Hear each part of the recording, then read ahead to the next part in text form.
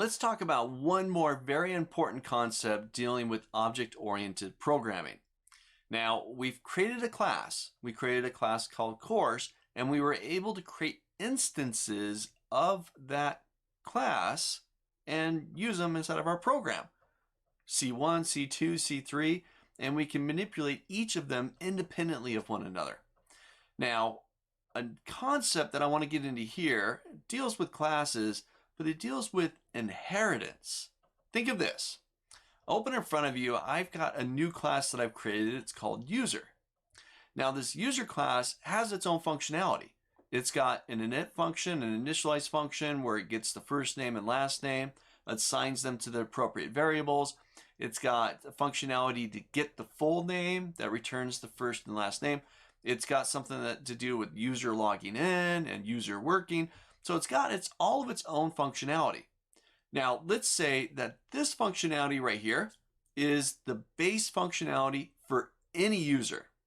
If you're a user in the system, you can do these things. Any user can do these things. But we also have what we call super users. Super users can do exactly the same things as a base user, but can do more.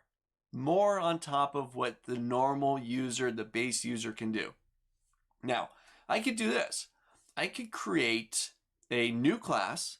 I could call it super user, and I could rewrite all of this code that's a part of the user class and include it inside of the super user as well. Well, that would be a lot of work. I'd have to essentially recopy the user class and include it inside the super user. Because remember, the super user can do everything the user can do, plus more. Well, what happens if the base user's functionality changes? Well, then I would have to update the user, and I would have to update the super user. That way they reflect the same. Once again, that's a lot of work, and that's a lot of maintenance. Rather than that, we use object inheritance. So I'm going to create the base class, the user class. That's what everybody is. And then I'm going to create the super user class and have it inherit everything the user can do. That way, if the user class updates, the super user automatically gets it because it inherits the functionality from the user class. This is called object inheritance.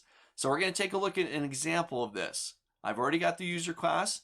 You can download this file. It's a part of this lecture right here that you're watching right here at this very moment. Download that file, then jump into the next video, and we'll implement some inheritance between these objects.